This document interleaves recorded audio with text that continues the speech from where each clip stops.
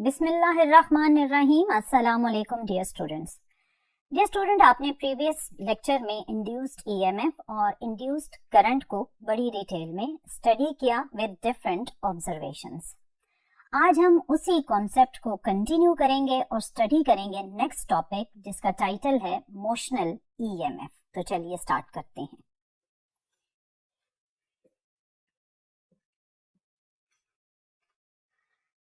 Dear student, जैसा कि मैंने आपको बताया कि आज का हमारा टॉपिक है मोशनल ईएमएफ। इस टॉपिक का जो सेकंड वर्ड है दैट इज ईएमएफ।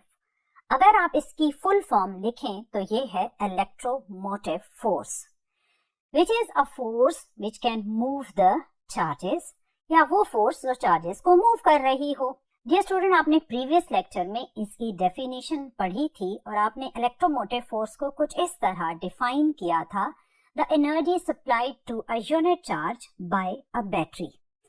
इसमें आपने वर्ड बैटरी यूज किया, यानी बैटरी ऐसा सोर्स था जो चार्जेस को फोर्स प्रोवाइड कर रहा था और सर्किट में मूव कर रहा था।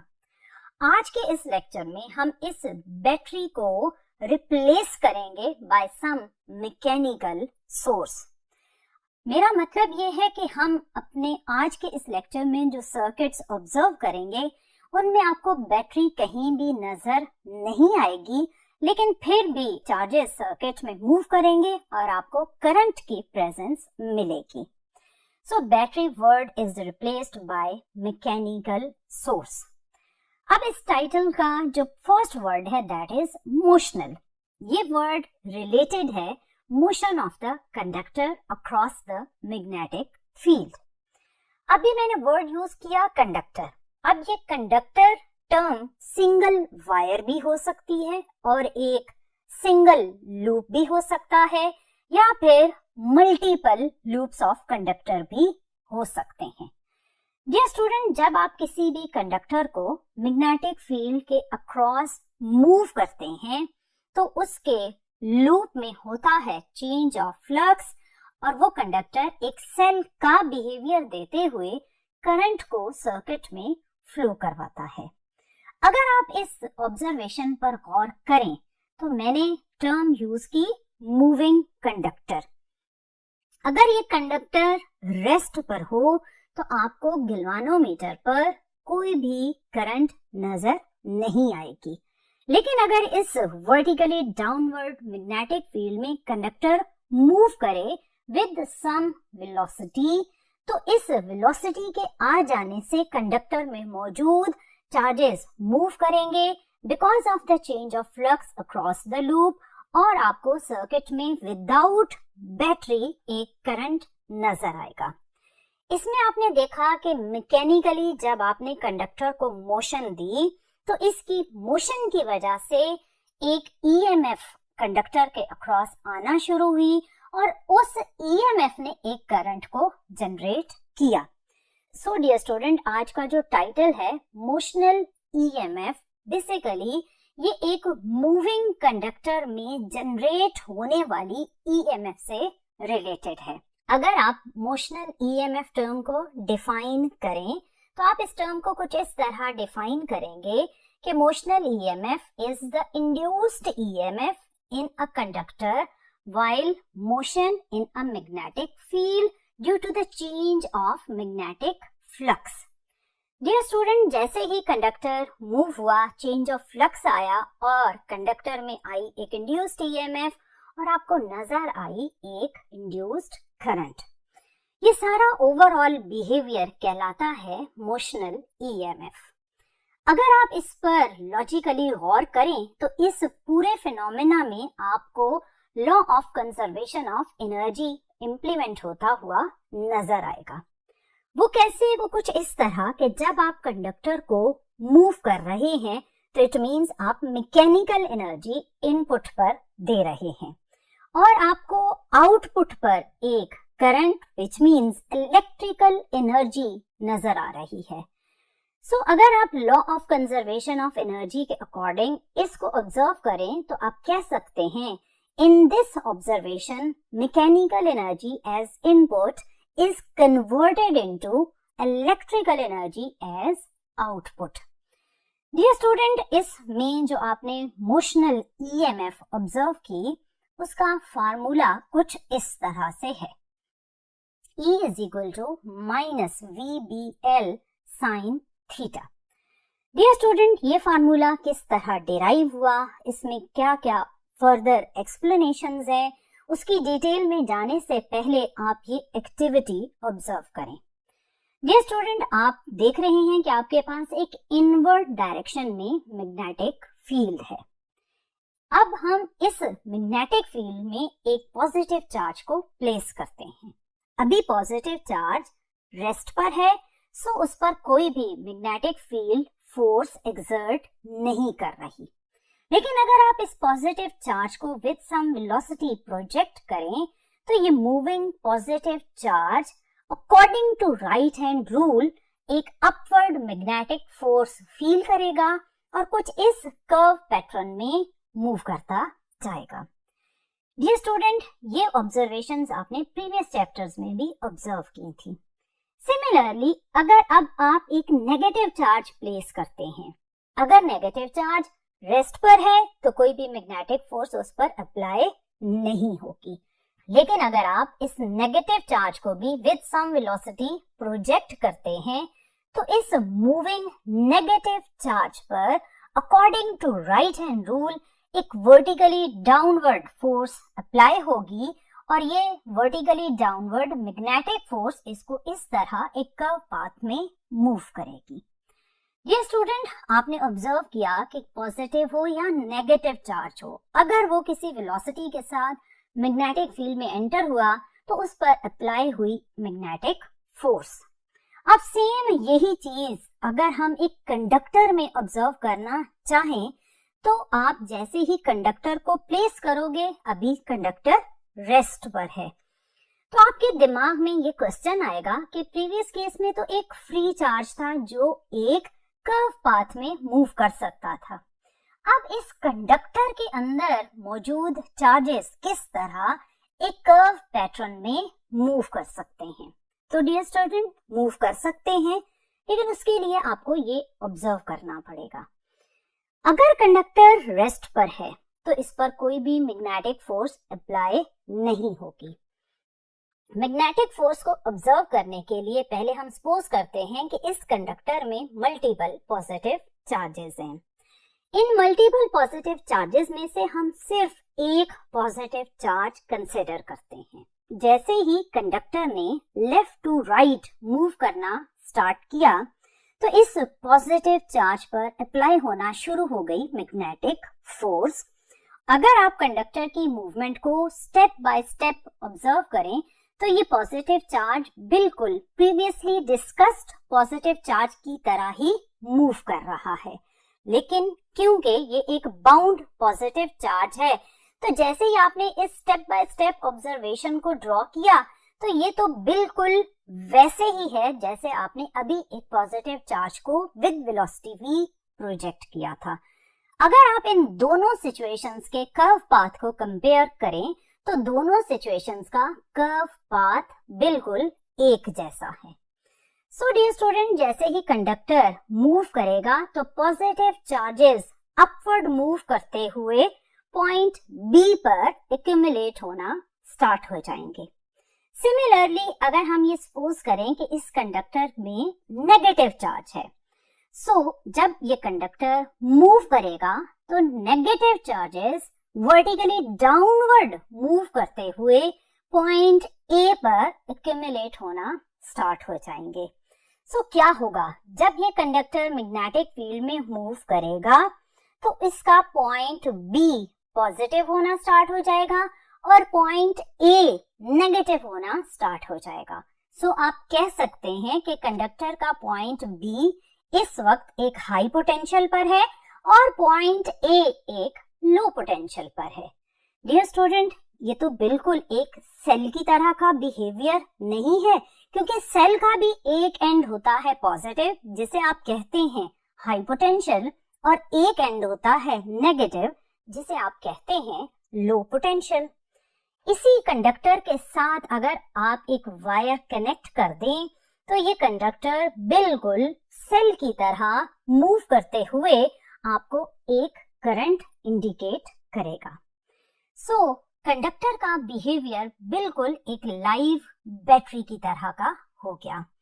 इस लाइव सेल के दो एंड्स पर जो पोटेंशियल है उसे आप लिखेंगे VA एंड VB, और इन दो पॉइंट्स का जो पोटेंशियल डिफरेंस बनेगा वो कहलाएगा delta V is equal to VB minus VA, और ये पोटेंशियल डिफरेंस बेसिकली होगा induced EMF inside the conductor. Dear student, इस इंड्यूस्ड EMF की इक्वेशन को अब हम डिराइव करेंगे, और इसकी डेरिवेशन और एक्सप्लेनेशन को ऑब्जर्व करने के लिए हम सिंगल पॉजिटिव चार्ज को अंडर ऑब्जर्वेशन रखेंगे। आपने इस कंडक्टर में एक सिंगल पॉजिटिव चार्ज को मैग्नेटिक फोर्स और इलेक्ट्रिक फोर्स के अकॉर्डिंग ऑब्जर्व करना है। डियर स्टूडेंट, पहले हम magnetic force on a single positive charge observe करते हैं। इसके लिए जो हम इक्वेशन यूज करेंगे वो है F is equal to QV cross B। इसको अगर आप सॉल्व करें तो ये बनेगी F is equal to QVB sine theta. इसमें जो थीटा है वो एंगल है between velocity of the conductor and magnetic field. अगर आप इस थीटा को ऑब्जर्व करें तो इस गिवन सिचुएशन में जो हम डिस्कस कर रहे हैं, इस सिचुएशन में वेलोसिटी ऑफ कंडक्टर का डायरेक्शन है इस तरफ और मैग्नेटिक फील्ड है वर्टिकली डाउनवर्ड। सो इन दोनों पैरामीटर्स में जो एंगल बन रहा है वो है 90 डिग्री। सो जैसे ही आप साइन 90 डिग्री को सॉल्व करेंगे तो मैग्नेटिक फोर्स की इक्वेशन बनेगी F is equal to QVB। इसे आप इक्वेशन नंबर 1 कंसिडर करें। ये तो है मैग्नेटिक फोर्स की इक्वेशन। डियर स्टूडेंट, अभी मैंने आपको बताया कि जब आप कंडक्टर को मैग्नेटिक फील्ड के अक्रॉस मूव करते हैं तो उसका एंड B पॉजिटिव हो जाता है और एंड A नेगेटिव हो जाता है। ये पॉजिटिव और नेगेटिव एंड के बीच में अगर मैं इलेक्ट्रिक फील्ड को ड्रॉ करूं तो इलेक्ट्रिक फील्ड कुछ इस तरह from positive to negative and draw होगी। अगर ये electric field inside the conductor exist कर रही है तो इसका मतलब है कि फिर उस पॉजिटिव चार्ज पर एक इलेक्ट्रिक फोर्स भी अप्लाई होगी और ये electric force on positive charge act करेगी वर्टिकली डाउनवर्ड। आपने प्रीवियस ऑब्जर्व किया था कि मैग्नेटिक फोर्स थी vertically upward from point A two point B, लेकिन जो इलेक्ट्रिक फोर्स है वो है vertically downward from point B two point A। और इलेक्ट्रिक फोर्स को अगर आपने कैलकुलेट करना है तो उसके लिए जो आप इक्वेशन यूज करेंगे वो है F is equal to QE। इसमें जो E है वो है स्ट्रेंथ ऑफ इलेक्ट्रिक फील्ड और F है इलेक्ट्रिक फोर्स। डियर स्टूडेंट, ये दोनों फोर्सेस आपके पॉजिटिव चार्ज पर अप्लाई होंगी। अब यहाँ आपने बात ध्यान से सुननी है कि जब पॉजिटिव चार्ज इस मैग्नेटिक फील्ड में दोनों फोर्सेस के अंडर मूव करता है तो magnetic force through out constant रहती है, क्योंकि मैग्नेटिक फोर्स डिपेंड कर रही है velocity of the conductor and strength of magnetic field. और आप इन दोनों पैरामीटर्स को चेंज नहीं कर रहे। सो जब आप इन दो पैरामीटर्स को चेंज नहीं करेंगे तो magnetic force on positive charge will remain constant and it is vertically upward from point A two point B। लेकिन जो इलेक्ट्रिक फोर्स उसके ऊपर अप्लाई होगी वो इनिशियली कम होगी, क्योंकि इनिशियली कम चार्जेस पॉइंट B पर होंगे और कम ही चार्जेस पॉइंट A पर होंगे। लेकिन विद टाइम ये चार्जेस की अमाउंट जब कंडक्टर मूव करता जाएगा तो चार्जेस की अमाउंट पॉइंट A और B पर बढ़ती जाएगी, इलेक्ट्रिक फोर्स भी बढ़ती जाएगी। सो एक वक्त आएगा जब ये इलेक्ट्रिक फोर्स मैग्नेटिक फोर्स के इक्वल हो जाएगी। ये वो इक्विलिब्रियम की स्टेट होगी जहां से आप अपनी डेरिवेशन को स्टार्ट करेंगे। मैंने अभी बताया कि इक्विलिब्रियम की स्टेज आ जाएगी जिसमें इलेक्ट्रिक फोर्स इंक्रीज होते हुए मैग्नेटिक फोर्स के इक्वल हो जाएगी। अभी आपने इलेक्ट्रिक फोर्स और मैग्नेटिक फोर्स की इक्वेशंस लिखी थी, जिनमें से मैग्नेटिक फोर्स की इक्वेशन को हमने नाम दिया इक्वेशन 1 और इलेक्ट्रिक फोर्स की इक्वेशन को नाम दिया इक्वेशन 2। इन दोनों इक्वेशंस को जब आपने इक्वेट किया इन इक्विलिब्रियम सिचुएशन तो आपके पास इक्वालिटी बनी electric force is equal to magnetic force. जब आपने इसमें इक्वेशंस को पुट किया तो इक्वालिटी बनी QE is equal to QVB। इसमें Q का फैक्टर राइट और लेफ्ट साइड पर कैंसिल हो जाएगा और जो रिमेनिंग इक्वालिटी आपके पास आएगी वो है E equals to VB। Dear student, इसे आप इक्वेशन नंबर 3 कहेंगे।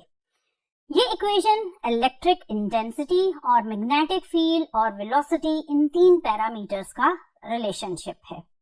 डियर स्टूडेंट, आपने प्रीवियस लेक्चर्स में पोटेंशियल ग्रेडियंट वाले टॉपिक में इलेक्ट्रिक इंटेंसिटी और पोटेंशियल डिफरेंस का एक रिलेशनशिप पढ़ा था और वो था E equals to minus delta V over delta R। अगर हम इस इक्वेशन को अपनी गिवन सिचुएशन पर इंप्लीमेंट करें तो डेल्टा V का फैक्टर पॉइंट A और पॉइंट B के बीच का पोटेंशियल डिफरेंस है, जिसे हमने इंड्यूस्ड EMF स्मॉल e से इंडिकेट किया, जैसे एप्सिलॉन भी कहते हैं। और डेल्टा R वो डिस्टेंस है जो चार्जेस पॉइंट A से B तक जाते हुए मूव करेंगे और ये डिस्टेंस है लेंथ ऑफ कंडक्टर के इक्वल। सो इक्वेशन बनेगी E equals to minus epsilon over L।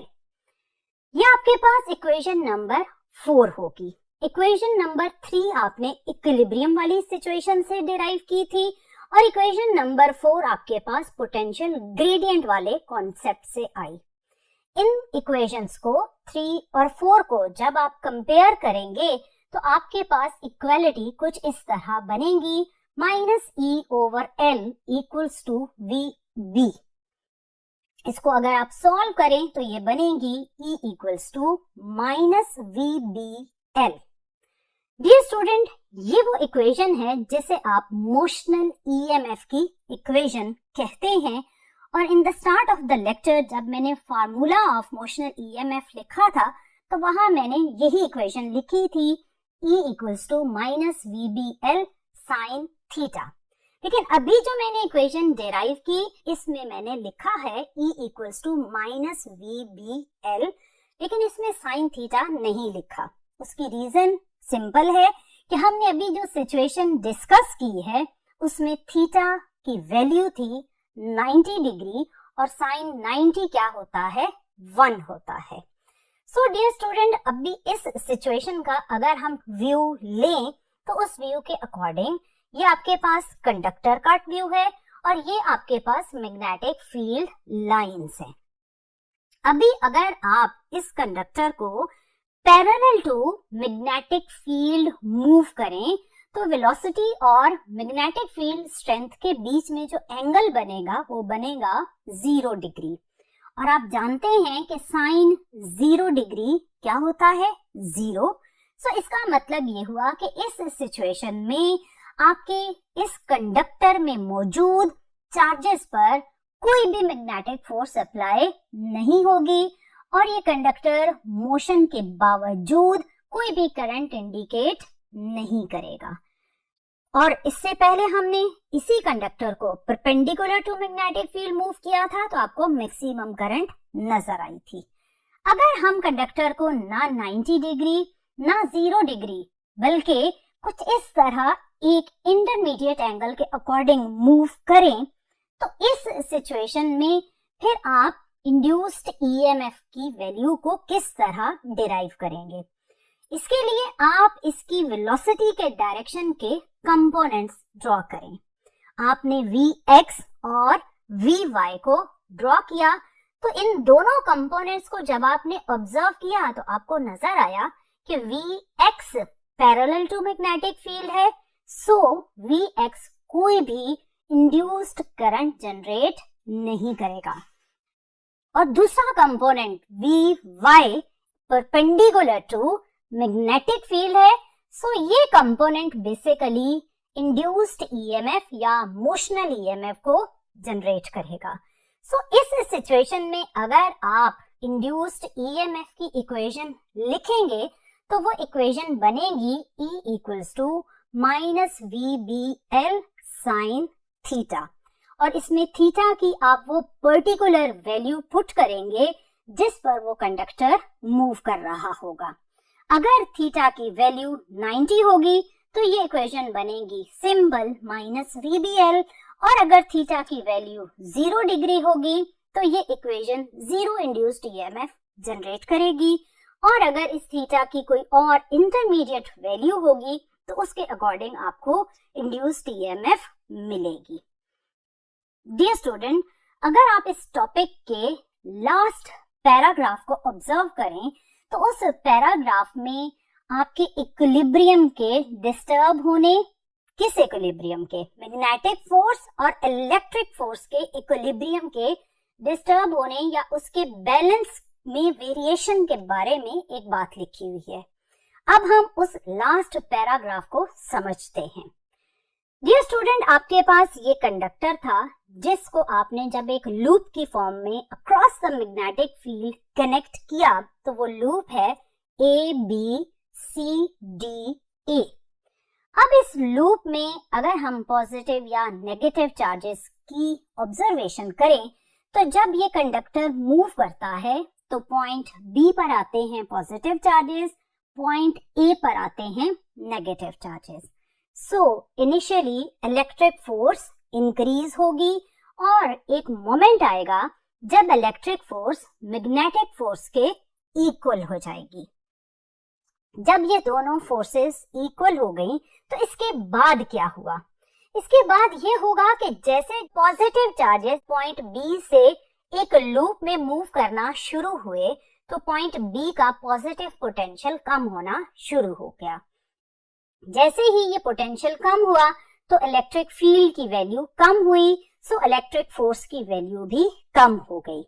लेकिन जब ये पॉजिटिव चार्ज BCDA पर पहुंचेगा तो A से उसने दोबारा B की तरफ मूव करना है। सो A से B की तरफ मूव करने में उसको स्ट्रॉन्ग मैग्नेटिक फोर्स एक पुश प्रोवाइड करती है, और इस स्ट्रॉन्ग मैग्नेटिक फोर्स की हेल्प से वो इस लूप में एक कंप्लीट पाथ जनरेट कर सकता है।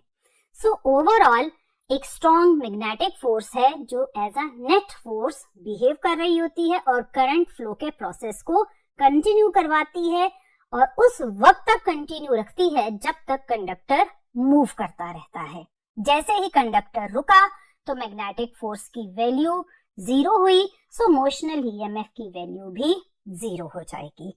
सो डियर स्टूडेंट, ये वो सारे डिफरेंट ऑब्जर्वेशंस थे जो आज के टॉपिक मोशनल ईएमएफ से रिलेटेड थे। आपने ऑब्जर्व किया कि किस तरह आपने कंडक्टर को मैग्नेटिक फील्ड के अक्रॉस मैकेनिकली मूव करके मैकेनिकल एनर्जी की हेल्प से एक इलेक्ट्रिकल एनर्जी जनरेट की, और आपने इक्वेशन डिराइव की मोशनल ईएमएफ की बाय इक्विलिब्रियम सिचुएशन, जिसमें आपने इलेक्ट्रिक फोर्स और मैग्नेटिक फोर्स को इक्वेट किया। फिर आपने पोटेंशियल ग्रेडियंट की इक्वेशन की हेल्प ली, और इन दोनों इक्वेशन के कंपैरिजन से आपने मोशनल ईएमएफ की equation E is equal to minus VBL को डिराइव किया, और आपने ऑब्जर्व किया कि अगर conductor perpendicular to magnetic field move करेगा तो मैक्सिमम मोशनल ईएमएफ होगी। अगर conductor parallel to magnetic field move करेगा तो जीरो मोशनल ईएमएफ होगी, और अगर कंडक्टर किसी इंटरमीडिएट एंगल पर मूव करेगा तो फिर आप उस इंटरमीडिएट एंगल की वैल्यू को यूज करेंगे in equation E equals to minus VBL sine theta. So dear student, this was all about motional EMF. इंशाल्लाह आने वाले लेक्चर में फर्दर इलेक्ट्रोमैग्नेटिज्म से रिलेटेड डिफरेंट टॉपिक्स को डिस्कस करेंगे। But bye.